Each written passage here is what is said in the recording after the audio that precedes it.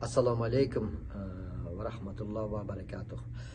Peygamberimiz Muhammed sallallahu aleyhi ve sellem'e salam jana salavatlar olsun. Kırgız eline tinççilik, tokçuluk, bereke olsun.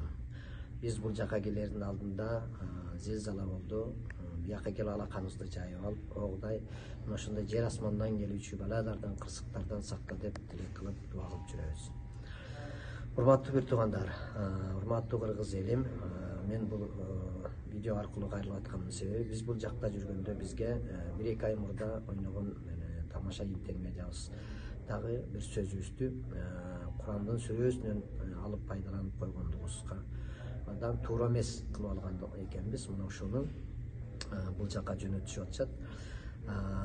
Бул оюбуз, максатыбыз, ниетибиз башка болчу. Себеби дегенде ошол интермедиада араб келип адашып жүргөндө ошого туура жолду көрсөтүп коюш үчүн сыротол мустаким деп мындай туура жолго багыштоо, туура жолду, түз жолду көрсөтүү деген ниетте айтып коебуз деп мына ошондой интермедианы мен ошол айттым эле. Тынар экөөбүз ойногондо кандай кылып ушу арабтарга эмне деп айтсак болот дегенде менен игдина сыротол мустаким деген сөз бар. Туура жолго багыштоо деген. Куранда ушундай сөз бар эмеспи? Эми Куран арабтын тили менен жазылган да, ошон үчүн арабтардын тили боюнча ошол сыротол мустаким деген туура жол деген мааниде айткан болчумун. Анан ошону интермедиада баягы Тынар ошол жерин араб келгенде пайдаланып койгон. Максатыбыз ошол арабка жол көрсөтүү болгон болчу. Куранды шылдыңдоо деген такыр оюбузда жок, тилегибизде да жок, ниетибизде да жок. Эми Аллага белгилүү. Бирок Курандын аятынан пайдаланып алганыбыздын өзү туура эмес болуп калат. Себеби дегенде Тоба сүрөсүнүн 65-аятында кимдир бирөөлөр мына ушул Курандын аяттарынан, Куранга тиешелүү болгон сөздөрдү алып, мына ошолорду күлкүгө салып, бирөөлөрдү күлдүрүп коелу же бирөөлөрдүн көңүлүн көтөрүп коелу деген максат менен пайдаланган болсо, анда ал акыретте жооп берет деген жери бар экен. Урматтуу мусулман элим, пендебиз, адашуучубуз, билбестик кылып алдык, ошон үчүн сиздерден кечирим сурайбыз. Жалпы биздин көрөрмандарыбыздан кечирим сурайбыз, мусулман элинен кечирим сурайбыз. Мына ошол мен ошонун алдында бир мындай ушул Фатиха сүрөсү менен Ихлас сүрөсүнөн бир өзүмдүн билгеним, окуганым боюнча, түшүнүгүм боюнча мен ушул жалпы көрөрмандарга айтмакчымын. Бул сөз каерден келип калды деген мааниде. Мына Бисмиллахир-рахманир-рахим дейбиз. Бул мээримдүү, райымдуу Алланын аты менен баштайбыз баардык нерсени. Эмне үчүн анын аты менен баштайбыз дегенде, ал алхамдулиллахи аламин, ал бүтүндөй ааламдардын ээси. Ар-рахман-рахим деп кайра бисмиллахир-рахманир-рахим деген сыяктуу ар-рахман-рахим деп кайра кайталайт экенбиз. Анткени себеби дагы ырайымдуу, анан мээримдүү дейбиз. Эмне үчүн ырайымдуу, мээримдүү дегенде, ал өзүнүн мээрими менен бүтүндөй баарлыктардын баарын, ааламды баарлыктардын баарын жаратып, жандуу жансыздардын айбанбы кимиси болсо дагы баарын жаратып, ушулордун баарынын ырыскысын берип койду. Мына ошонусу менен мээримдүү. А эмне үчүн ырайымдуу дегенде, ал мына ошол жаратылган нерселердин баарын биз түшүнүп, ушул жалгыз Алла өзү жараткан экен деп, мына ошого биз тобо кылып шүгүр кылган болсок, ал акыретте Ар-Рахман-Рахим дегени, мына ырайымын көрсөткөнү, акыретте ал ырайымын көрсөтөт деген. А эмнеге ал акыретте ырайымын көрсөтөт? Ал эмнеге көрсөткөн, ал ким деп айта турган болсок, ал Малики Яумиддин, ал жаза күндүн ээси. Жаза деген эмне? Жакшы жагына да жазалайт, жакшы амалдарың менен жакшы кылгандарың ишиң үчүн жаман жагынан дагы жазалайт, ушинтип бизге окшоп адаша турган болсок. Ал жаза күндүн жалгыз гана ээси, башка тайына турган эч ким жок. Малики Яумиддин. Эмне себептен ал жазалайт дей турган болсок,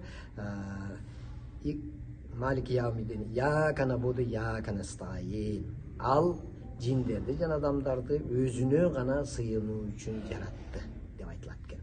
Өзүнө гана сыйынуу үчүн жаратты. Ошол ээси, жалгыз ошо ээси болгондугу үчүн, өзү жаратып алгандыгы үчүн ал эмне кылат экен, жазалайт экен. А эгерде жазалай турган болсо, жазалайт десе биз жаман жагын ала беребиз го, жакшы жагына да жаман жагына да жазалайт экен. А эгерде жазалай турган болсо, биз туура эмес кылып аткан болсок, ушинтип адашып аткан болсок, анда туура жолду көрсөтүп койбойбу деп ойлоно турган болсок, мына ушул жерден ихдина сиротал мустаким деп айтылат экен. Мына туура жолду гана, түз туура жолду гана багыштоочу, көрсөтүүчү Алла өзү экен. Ихдина сиротал мустаким, сиротал лазина анамта алейхим гайрул магзуби алейхим валад-долин дегени өзүң туура жолго көрсөткөн адамдарыңды, пайгамбарларыңа көрсөткөн жолдоруңа да бизди ошол жолго сала көр.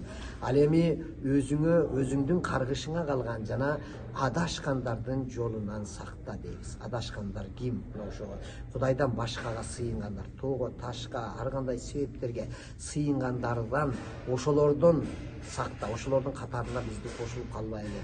Туура жолго өзүң гана кылган, өзүңдүн каргышыңа калгандардын катарына кошулуп калбайлы деген мына ушун үчүн володдолин ихдина сиротал мустаким сиротал лазина анамта алейхим гайрул магзуби алейхим володдолин деп Фатиха сүрөсү ушинтип бүтөт экен. Ихлас сүрөсүндө болсо кул хулло ахад, Алла жалгыз, Аллоху самад.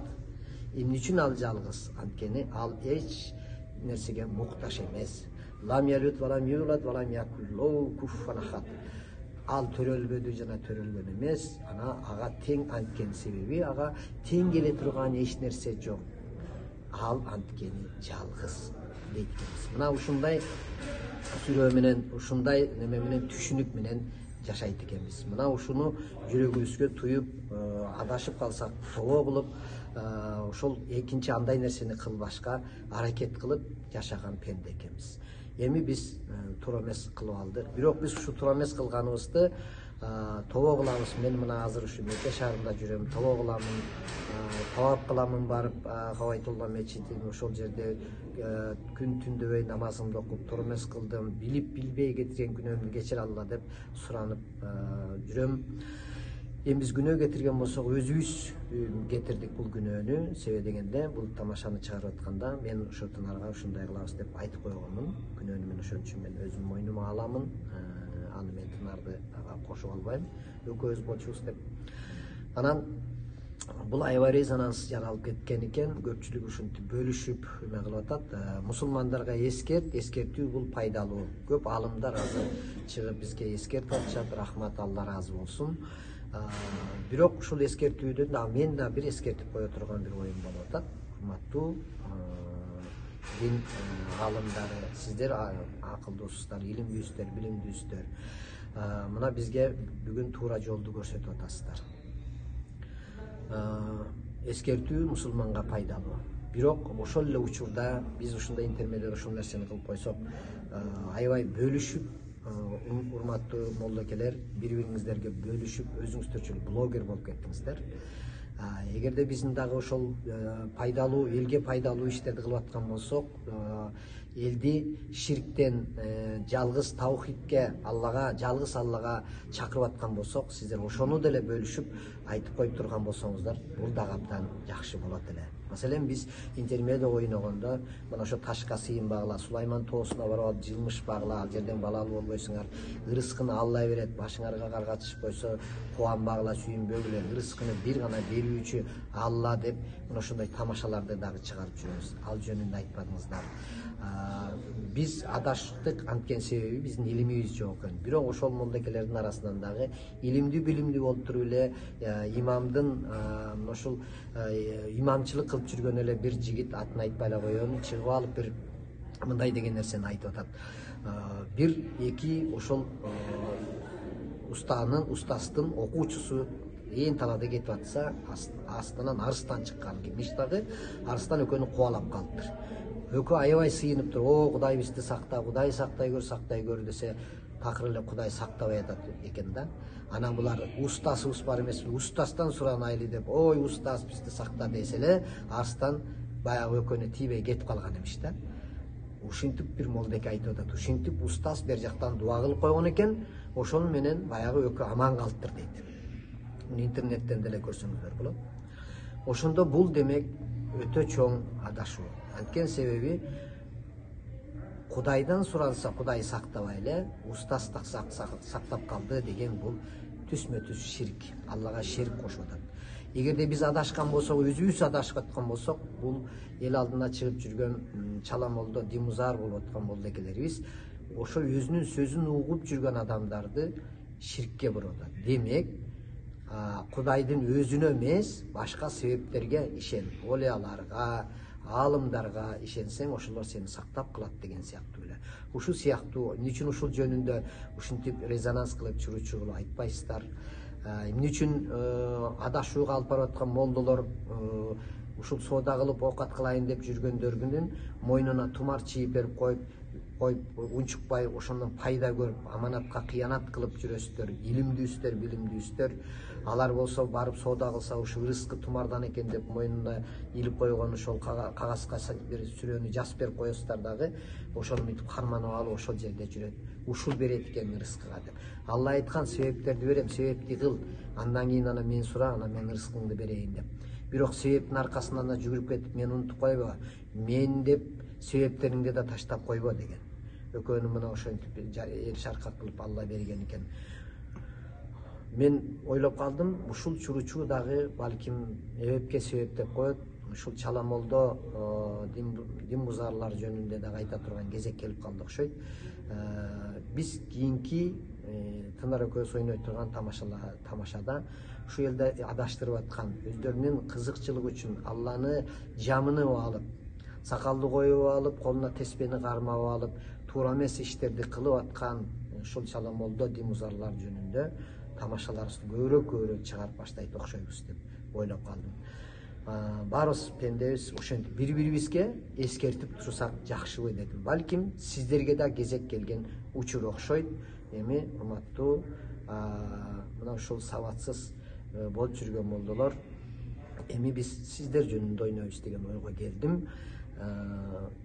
Биздин болсо кетирген күнөөлөрүбүздү жалпы элден, жалпы эң биринчи Алла Таала өзүнө белгилүү, өзү кечирет, өзү чече турган Алладан тобо кылып кечирим сурайбыз. Ошондой эле элибиздин дагы кимдир бирөөлөрдүн ден соолугуна зыян келтирип, туура эмес ушундай тамашаны айтып алган болсок, сиздерден дагы кечирим сурайбыз. Ассаламу алейкум ва рахматуллахи ва баракатух.